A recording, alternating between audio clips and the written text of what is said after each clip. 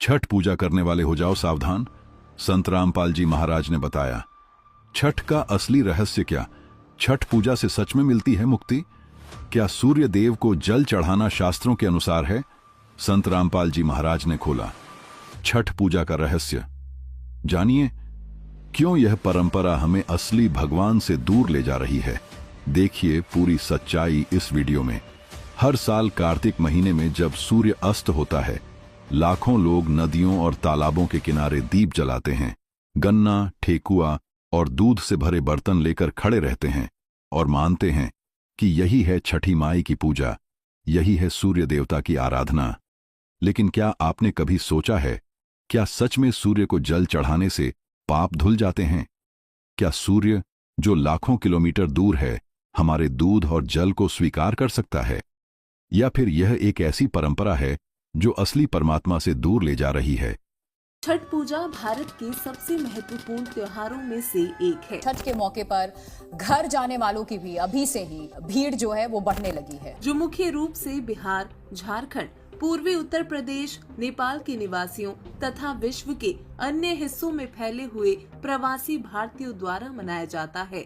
लोक मान्यताओं के अनुसार ये एक 4 दिवसीय पर्व है जो सूर्य देव और छठी मैया की पूजा के लिए समर्पित है। ये पर्व कार्तिक मास की शुक्ल पक्ष की षष्ठी को मनाया जाने वाला एक लोक पर्व है, जिसे छठ पूजा, सूर्य षष्ठी और डाला छठ के नाम से भी जाना जाता है। हालांकि इस 4 दिवसीय त्योहार की शुरुआत कार्तिक मास की शुक्ल चतुर्थी से होती है और सप्तमी को समाप्त हो जाती है। इस दौरान लोग अपने आसपास की नदी में स्नान करते हैं, सूर्य को अर्घ्य देते हैं और महिलाएं इस दिन कठिन व्रत रखती हैं।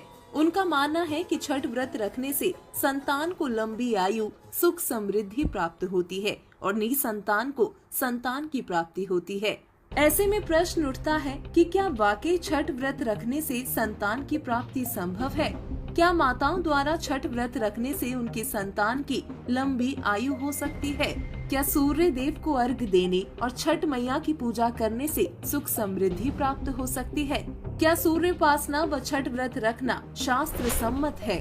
तो चलिए अपने धर्म ग्रंथों से जानते हैं छठ पूजा की सच्चाई। दर्शकों, चारों वेदों के सार रूप पवित्र श्रीमद् भागवत गीता के अध्याय 6 श्लोक 16 में गीता ज्ञानदाता ने कहा है कि हे अर्जुन, ये योग यानी भक्ति साधना न तो बिल्कुल न खाने वाले की सिद्ध होती है, न अधिक खाने वाले की, न अधिक सोने वाले की, न अधिक जागने वाले की सिद्ध होती है। जबकि छठ व्रत में महिलाएं निराहार रहती हैं, जिससे स्पष्ट है कि छठ व्रत रखना गीता विरुद्ध मनमाना आचरण है, क्योंकि छठ पूजा यानी छठ मैया की पूजा और सूर्य उपासना का प्रमाण प्रभु द्वारा प्रदत्त सदग्रंथ ऋग्वेद, यजुर्वेद, सामवेद, अथर्ववेद और सूक्ष्म वेद तथा श्रीमद् भागवत गीता में कहीं पर नहीं है। दर्शकों, जिससे स्पष्ट होता है कि छठ व्रत हो या छठ पूजा, इसके करने से मानव को कोई लाभ नहीं हो सकता, यानी न सुख समृद्धि मिल सकती है, न संतान प्राप्त हो सकती है और न ही संतान की आयु बढ़ सकती है। जबकि सनातन धर्म ग्रंथ सामवेद संख्या नंबर 1250 उत्तार्चिक अध्याय नंबर 9 के खंड नंबर 9 के श्लोक नंबर 7, सामवेद संख्या नंबर 359 अध्याय नंबर 4 के खंड नंबर 25 का श्लोक नंबर 8, ऋग्वेद मंडल नंबर 1 सूक्त 1 मंत्र 5 में कहा गया है कि पूर्ण समृद्ध सर्व सृष्टि रचनहार परमेश्वर कबीर सर्व शक्तिमान है। वो सर्व सुखदायक परमेश्वर सर्व जगत के सर्व प्राणियों को मनसा वाचा कर्मणा अर्थात पूर्ण निष्ठा के साथ अनन्य मन से धार्मिक कर्मों द्वारा सद्भक्ति से स्तुति उपासना करने योग्य है, अर्थात सर्वशक्तिमान कबीर परमेश्वर ही पूजा के योग्य है। संत रामपाल जी महाराज कहते हैं, मनुष्य जो देखता है वही पूजने लगता है, परंतु सच्ची भक्ति आंखों से नहीं ज्ञान से होती है। वे बताते हैं कि छठ पूजा का मूल वेदों या गीता में कोई प्रमाण नहीं है। ना तो भगवान कृष्ण ने, ना ही भगवान शिव ने कभी यह कहा कि सूर्य को जल चढ़ाओ तभी मोक्ष मिलेगा। गीता अध्याय 7 श्लोक 20 में श्री कृष्ण जी कहते हैं, जो लोग अपनी इच्छाओं में फंसे हैं वे देवताओं की पूजा करते हैं, और छठ पूजा में भी यही हो रहा है। मनुष्य अपनी सांसारिक इच्छाओं के लिए देवताओं को प्रसन्न करने में लगा है, पर परमात्मा कौन है यह कोई नहीं जानता। संत रामपाल जी कहते हैं, सूर्य स्वयं सृष्टि के पालनकर्ता नहीं हैं, वे भी एक नियत नियम के अधीन कार्य कर रहे हैं। उनके ऊपर भी एक और शक्ति है, वह है परमेश्वर कबीर साहिब। कबीर साहिब ने कहा था, सूरज चंद न जाने कहां ठिकाना, वही सतपुरुष है जो सबका ठिकाना। इसका अर्थ है कि सूर्य और चंद्रमा भी किसी और की आज्ञा से चलते हैं, फिर जो उनके ऊपर है उसी की पूजा करनी चाहिए, न कि उनके नीचे के स्तर के देवताओं की। संत रामपाल जी महाराज समझाते हैं, छठ पूजा में जो लोग जल में खड़े होकर व्रत रखते हैं वे सोचते हैं कि यह कठोर तपस्या उन्हें पुण्य दिलाएगी, परंतु यह तपस्या नहीं, अज्ञान का परिणाम है। क्योंकि गीता अध्याय 16 श्लोक 23-24 में स्पष्ट कहा गया है कि जो मन मर्जी से पूजा पद्धति बनाता है वह ना सुख पाता है न मोक्ष। आज लोग सोचते हैं कि छठ से परिवार सुखी होगा, रोग मिटेंगे, संतान मिलेगी, धन मिलेगा। लेकिन अगर यह पूजा इतनी प्रभावशाली होती तो आज समाज में दुख और कष्ट क्यों बढ़ रहे हैं। संत रामपाल जी महाराज कहते हैं, सच्ची पूजा वही है जो शास्त्रों के अनुसार हो, जो परमेश्वर कबीर साहिब ने दी है, जो जीव को जन्म मरण से मुक्त कर दे, ना कि केवल 4 दिन का सुख दे। उन्होंने बताया कि छठ असल में छठे तत्व से जुड़ी है, यह है माया यानी प्रकृति, और जब तक मनुष्य माया की पूजा करता रहेगा वह असली भगवान तक नहीं पहुंच सकता। परमेश्वर कबीर साहिब ही वो शक्ति हैं जिन्होंने सूर्य, चंद्रमा, आकाश, जल, वायु सबको रचा। अगर हम सूर्य की पूजा करते हैं तो यह ठीक वैसा ही है जैसे कोई व्यक्ति राजा के नौकर को प्रसन्न करने में लग जाए पर असली राजा को भूल जाए। इसलिए संत रामपाल जी महाराज ने कहा, छठ पूजा करने वाले सावधान हो जाओ, यह पूजा तुम्हें मुक्ति नहीं दे सकती बल्कि तुम्हें जन्म मरण के चक्र में और उलझा रही है। उन्होंने बताया कि सच्ची भक्ति नाम दीक्षा से शुरू होती है, जो सद्गुरु से मिले, जो कबीर साहिब के नियमों पर आधारित हो और जो जीव को परमात्मा से सीधा जोड़ दे। आज लाखों लोग जो पहले छठ पूजा किया करते थे अब वे सतलोक आश्रम से जुड़ चुके हैं। वे कहते हैं, पहले हम अंध भक्ति में थे पर अब सच्चे ज्ञान से हमें असली भगवान की पहचान हुई है। अब वे सूर्य को जल नहीं चढ़ाते बल्कि उस परमात्मा का सुमिरन करते हैं जिसने सूर्य को बनाया। संत रामपाल जी का संदेश साफ है, भक्ति करो पर शास्त्रों के अनुसार, परंपरा में नहीं, प्रमाण में विश्वास रखो, तभी तुम्हें सच्चा सुख और मुक्ति मिलेगी। तो मित्रों, यदि आप भी छठ पूजा करने की तैयारी में हैं तो एक बार संत रामपाल जी महाराज के प्रवचनों को अवश्य सुनिए। शायद आपको भी जीवन का सबसे बड़ा रहस्य समझ में आ जाए कि असली भक्ति क्या है और परमेश्वर कौन है। बहुत पुरानी बात है। कहा जाता है कि छठ पूजा की शुरुआत त्रेता युग में हुई थी, जब भगवान राम अयोध्या लौटे थे और माता सीता ने सूर्य देव की उपासना की थी। कहा गया कि उन्होंने संतान और सुख समृद्धि के लिए यह व्रत रखा था। लेकिन प्रश्न उठता है, क्या यह कथा प्रमाणिक है? क्या वेदों, गीता या किसी भी प्राचीन शास्त्र में इसका उल्लेख है? संत रामपाल जी महाराज कहते हैं, अगर कोई भी पूजा पद्धति शास्त्र में प्रमाणित नहीं है तो वह मनगढ़ंत है और ऐसी पूजा करने वाला मनुष्य गीता के अनुसार अज्ञान में माना जाता है। अब सोचिए मित्रों, गीता अध्याय 16 श्लोक 23 में स्वयं श्री कृष्ण जी ने कहा है, जो मनमाने ढंग से पूजा करता है वह न तो सुख पाता है, न मोक्ष, न ही परम गति। फिर भी हम पीढ़ी दर पीढ़ी उसी अंधविश्वास को निभा रहे हैं बिना यह जाने कि असली पूज्य कौन है।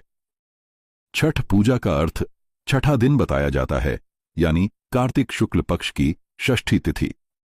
लोग कहते हैं कि इस दिन सूर्य और उषा, उनकी पत्नी, की पूजा की जाती है ताकि जीवन में प्रकाश और उन्नति बनी रहे। पर संत रामपाल जी महाराज ने इस रहस्य को खोलते हुए कहा, सूर्य की आराधना का अर्थ है सृष्टि के एक छोटे अधिकारी को प्रसन्न करना, परंतु उस परमेश्वर को भूल जाना जिसने सूर्य को बनाया। उन्होंने बताया कि छठ पूजा की पद्धति का कोई वेद सिद्ध प्रमाण नहीं है। न ऋग्वेद में, न यजुर्वेद में, न सामवेद में, न अथर्ववेद में कहीं भी यह नहीं लिखा कि सूर्य को जल चढ़ाओ या नदी में खड़े होकर उपासना करो। तो फिर यह परंपरा आई कहां से? संत रामपाल जी बताते हैं, यह परंपरा कर्मकांडियों और लोकमान्यता के कारण फैली। लोगों ने देखा कि सूर्य से ऊर्जा और प्रकाश मिलता है तो उसे देवता मान लिया। फिर धीरे धीरे इस पूजा ने धर्म का रूप ले लिया। लेकिन परमात्मा कबीर साहिब ने कहा था, सूरज चंद दीपक सब तारे, सबकी जोत कबीर हमारे। इसका अर्थ यह है कि सूर्य भी कबीर साहिब की बनाई रचना है। वह स्वयं किसी की पूजा नहीं ले सकता, बल्कि वह भी परमात्मा के आदेश पर चलता है। संत रामपाल जी महाराज कहते हैं, लोग सूर्य को जल चढ़ाते हैं, परंतु असली परमेश्वर का नाम तक नहीं जानते। अगर तुम सच्चे भगवान की पूजा करते तो तुम्हें जल में खड़ा होने की जरूरत नहीं पड़ती। छठ पूजा में लोग कई दिनों तक बिना अन्न पानी के व्रत रखते हैं। वे सोचते हैं कि इससे पुण्य मिलेगा, परंतु गीता कहती है, जो शरीर को कष्ट देकर भक्ति करते हैं वे आसुरी प्रवृत्ति वाले हैं। गीता 17:5-6। इसका अर्थ यह हुआ कि जो व्रत और तप अपने शरीर को कष्ट पहुंचाकर किए जाते हैं वे भक्ति नहीं बल्कि अधर्म कहलाते हैं। आज लाखों महिलाएं नदी किनारे खड़ी होती हैं, घंटों तक जल में डूबी रहती हैं, परंतु क्या वे जानती हैं कि जिस परमेश्वर को वे खोज रही हैं वह सूर्य में नहीं बल्कि सतलोक में विराजमान है और उनका नाम है कबीर साहिब। संत रामपाल जी महाराज ने कहा, परमात्मा की भक्ति तपस्या नहीं है, यह ज्ञान और प्रेम का मार्ग है। जो सही गुरु से नाम लेकर भक्ति करता है उसे किसी बाहरी कर्मकांड की आवश्यकता नहीं रहती। दर्शकों, इसी के साथ कबीर परमेश्वर वह परमात्मा है जो अपने साधक की आयु को भी बढ़ा देता है। देखिए ऋग्वेद मंडल 10 सूक्त 161 मंत्र 2 को, जिसमें लिखा है कि यदि किसी रोगी की जीवन शक्ति समाप्त हो, यदि वह सीमा से भी परे हो गया है अर्थात परलोक चला गया है, यदि वह मृत्यु के सन्निकट चला गया है, तो भी उसे मैं भारी कष्टप्रद रोग के पंजे से मुक्त कराऊं तथा उसे 100 वर्ष के जीवन हेतु बल संपन्न करूं।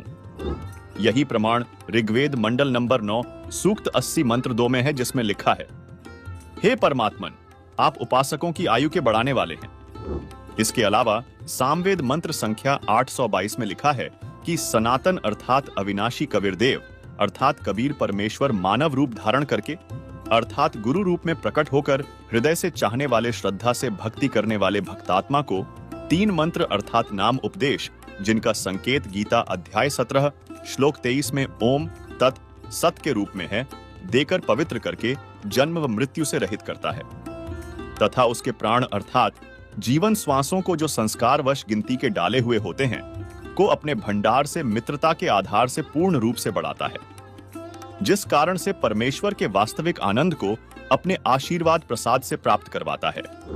दर्शकों, इससे पूर्णतः स्पष्ट हो जाता है कि हमें छठ पूजा रूपी मनमानी क्रिया को छोड़ एक पूर्ण परमात्मा कबीर जी की सतभक्ति पूर्ण संत सतगुरु रामपाल जी महाराज से लेकर करनी चाहिए, क्योंकि अन्य देवी देवताओं में वह शक्ति नहीं है जो कबीर परमात्मा में है। कबीर परमेश्वर ही वह समर्थ शक्ति है जो हमारे सर्व पापों का नाश कर सकता, कर्म बंधनों से मुक्ति प्रदान कर सकता है तथा हमारी आयु बढ़ाने के साथ साथ हमें सर्व सुख प्रदान कर सकता है। इसलिए छठ पूजा के आडंबर मनमाने आचरण को छोड़े और सतभक्ति को जानने के लिए प्रतिदिन संत रामपाल जी महाराज YouTube चैनल पर संत रामपाल जी महाराज के सत्संगों को सुने। रामपाल जी महाराज जी के बारे में कोई भी जानकारी प्राप्त करनी है तो आप संत रामपाल जी महाराज जी के ऑफिशियल YouTube चैनल संत रामपाल जी महाराज से प्राप्त कर सकते हैं। दर्शकों, आज की वीडियो में सिर्फ इतना ही। फिर मिलते हैं एक और नई वीडियो के साथ। दर्शकों, इस वीडियो के बारे में आपकी क्या राय है हमें कमेंट बॉक्स में जरूर बताइए। अगर आपको ये वीडियो अच्छी लगी हो तो वीडियो को लाइक जरूर कीजिए। अगर आप चैनल पर नए हैं तो चैनल को सब्सक्राइब करके ऑल नोटिफिकेशन को भी ऑन कर लीजिए, जिससे आपको हमारी हर नई वीडियो की नोटिफिकेशन मिलती रहे सबसे पहले। धन्यवाद।